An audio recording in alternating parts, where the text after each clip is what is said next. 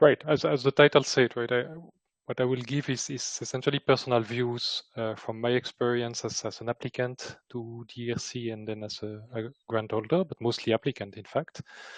And I will try to keep it reasonably concise so that we can discuss maybe in the end. These are the few items that I would like to cover.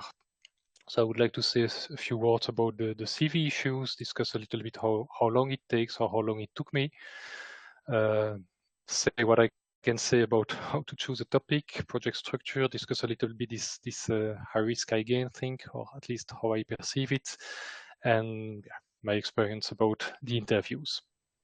So yes, I wanted to start with the CV, which I assume is the first question that everybody asks himself or herself when trying to apply to those grants. And essentially, what I try to show here with this picture is that I like to cast this CV question as a risk question, in the sense that as you evolve over your career, I think it's expected, that your CV gets a little bit more deep. And I think in general, what the ERC is encouraging is to go beyond your comfort zone, and therefore, on the y-axis, I put this topic distance, which is essentially the distance to your comfort zone. I think there's this idea that you can be a bit more risky as you evolve over your career, right? That's you can take more risk as an advanced grantee, and this is also true if you take one specific scheme, right? I think what's really important in the end is to be kind of aware of where you stand in your community, or how you are perceived or will be perceived by reviewers in terms of CV depth, and then build your project accordingly. I also believe, I mean, from discussion more and more, it was said already previously, right? There's no minimum CV. I think what's very important is to have a CV that is adapted to the project, or even more the opposite, a project adapted to the CV. And of course, if you have more experience, more results, maybe you have more freedom in choosing the topics that you can deal with. So maybe it's easier to write a project, but it's never really impossible as soon as you're reasonably established in your community.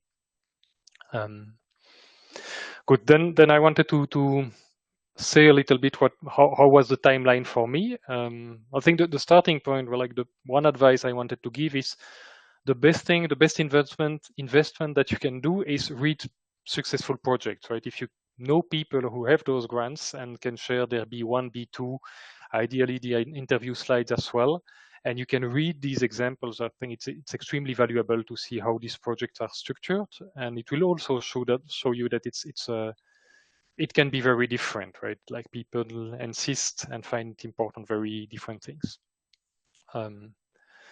Then usually I think like the time it took to me, I always have a notebook, and for 1 year usually I write notes and I do schemes and pictures and so on, to try to find the ideas and discuss with people, go to conferences. I mean, what probably you already do anyway. I'm sorry. And yes, the only advice I wanted to give is what I find important is to know that at the end of the day, if things end up successful, you will have this very short interview where you have to summarize your goals in my case, 10 minutes, which is not an easy exercise. So I think it's even kind of a limitation of the ERC scheme, because not every nice and important research can be cast and be made excited in 10 minutes. But this is really the game in the end. So I think it's worth thinking about that from the beginning and have a project that you know you will be able to present in that way.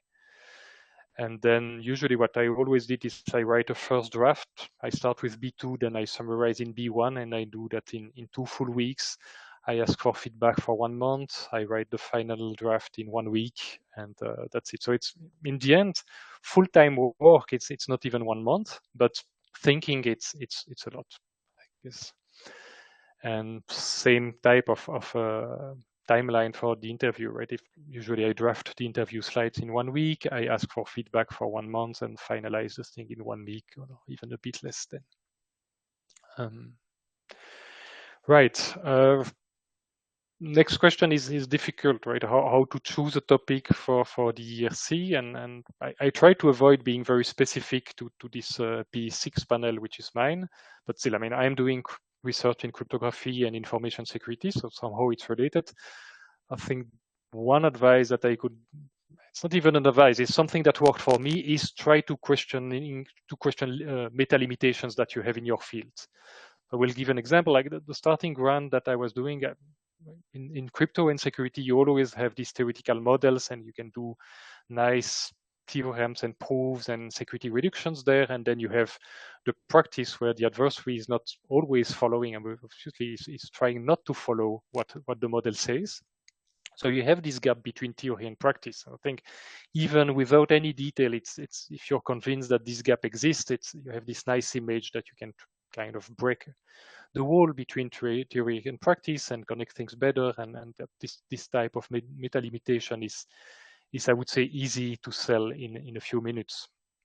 For Conciliator grant, it was more the question of, okay, sometimes, again, in our field at least, we have hidden unrealistic assumptions that remain a little bit unquestioned. So the one I wanted to tackle there is this thing that when you study security, either like imagine that you want to study the security of a smart card, right? And that's you have the situation on the left where you have no indication, right? It's a black box, you don't know how it works, and you need to tell which smart card is the better.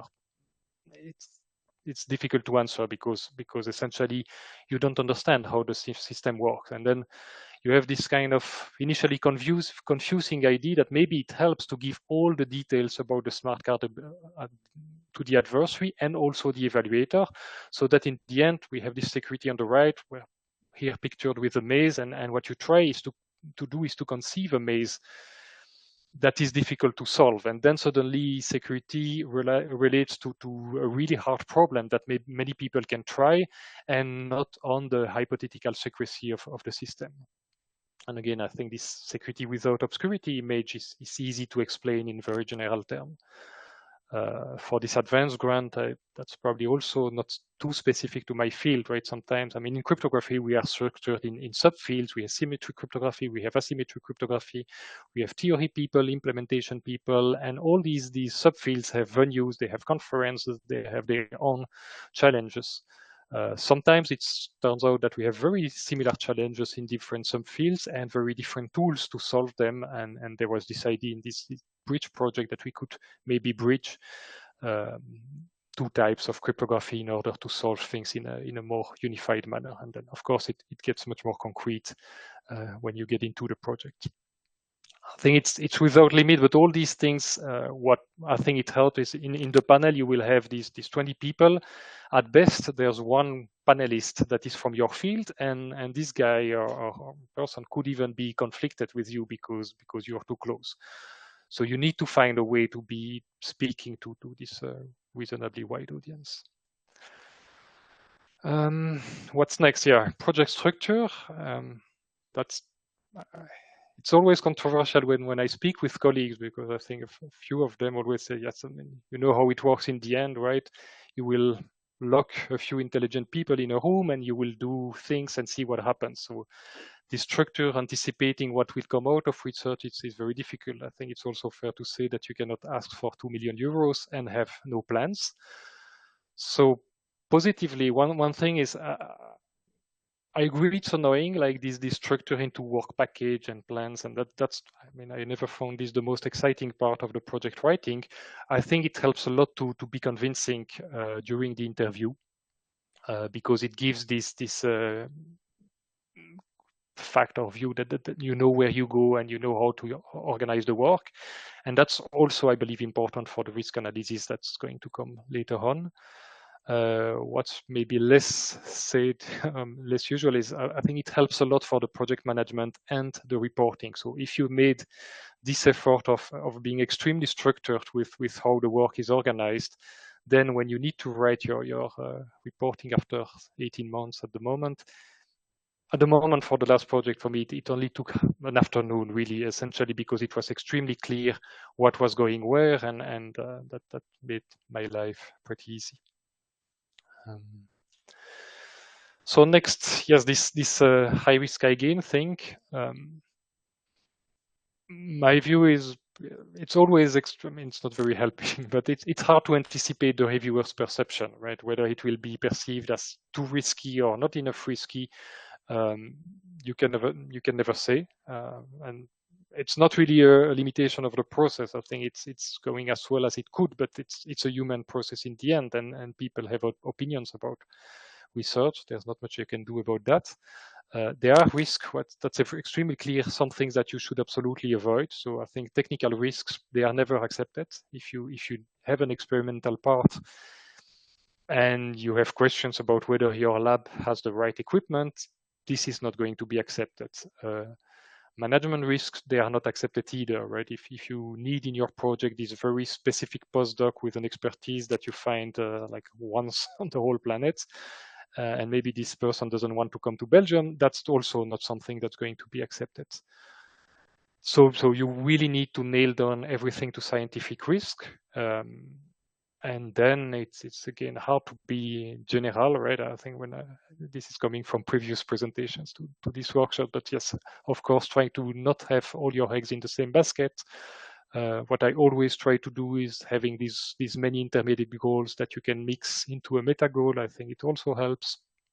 And as I said before, right, I think you can connect that with the project structure to say, okay, there's no path that's going to completely end if suddenly you have a bad news because something is not working as expected, and probably arguing a little bit how your CV is adapted to the project and you're the right person is also something you can do in this section. And yes, me personally, I think seed results are extremely useful because it really helps you to convince the committee or the panel that you will not struggle for 3 years to start a project. And I think it's even more specific for the ERC, where you have this idea that you should question kind of established ideas or established models, but probably you all experience that. Like in general, it's much easier to have one incremental result in an existing model accepted than to question the model and say, okay, we should fundamentally change our way to reason about a problem. So it helps, I think, a lot to be able to show that the community in which you work is welcoming this change. What's next? Interview. So yes, you have no interviews. I saw this question. You have interviews for the advanced grants applicants, and they are working exactly the same as for the others. It's just that they differ between the panels. So mine was 10 minutes. I think it can be as short as 2 minutes with slides, without slides. You have quite some versatility there. It's obviously very good to try anticipating these questions with colleagues with very different backgrounds. And then what I can say, like sometimes, like you have disagreements at the technical levels, and this is perfectly allowed if it's well argued. And I think it's super important in this case to be clear that you disagree and that you can disprove a reviewer's misconception. This happens if you let this mild. In the end, it will be a problem for your project. So if there's a technical problem in a review, it should be absolutely clear to the panel. Whatever is subjective is much more difficult. I think the only thing one can do is to try to explain based on experience, based on personal choices and motivation. One example that I can give is I was once, for the advanced application, I was surprised by a very negative review saying, okay, I don't supervise enough PhD students, which again maybe field specific. It's right, in computer science, it happens that one advisor has 20 PhD students, and I never hire more than 1 or 2 per year.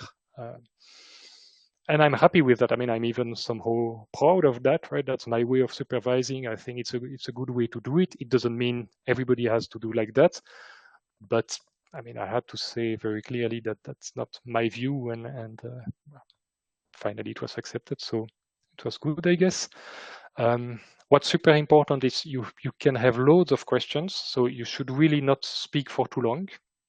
Let the reviewer exhaust their question, because it can happen. I think they do it in order: reviewer 1, 2, 3 to whatever 9. If the last question is kind of killing your project and you never had time to answer, that's obviously a bad thing. And yes, what's super annoying is that you don't see the reviews before the interview, as you probably know. And sometimes it's, I don't know. In general, resubmission can therefore help, right? If you have an A rating and you see the reviews, sometimes it suddenly becomes very clear why you were not accepted or what was the problem. And it's possible to completely misunderstand a question. It's at least happened to me that I get comments, comments saying that the reviewer was sympathetic to the idea and I thought it was positive. And essentially it was meaning, yes, it's never going to fly, so it's completely unrealistic. And I had to fix that in a second application. And that's it. Conclusions, I wanted to say, yes, in the end, my main only advice is embrace who you are and what you like, right? And write a project that resembles you, because that's obviously the thing that you can easily defend. I think it's also sometimes against the very diverse feedback that you will receive. That's part of the game. And most importantly, I mean, I would really suggest, don't do that for your CV or for whatever strange reason. Do that because you really want to do the research, because once you get the money, of course, it's a lot of work and you have to enjoy it. And last advice, I don't know who, it's a French colleague who told me that, but if you're unlikely having a virtual interview, don't sit, as I'm doing at the moment, by the way, stand, because it really gives you a much more positive and strong body language when you talk.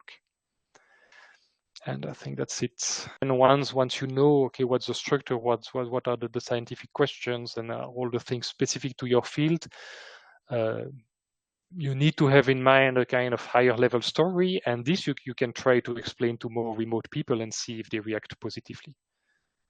But I'm all like, each time I presented my applications to my host university, the feedback was always, yes, what you present is way too technical. And I always said, yeah, but that's what I like to present, because, okay, I at least I can get excited by some technical stuff. And some other people make brilliant presentations that are higher level. It's this, do something that is resembling you. I think that's my main advice for that.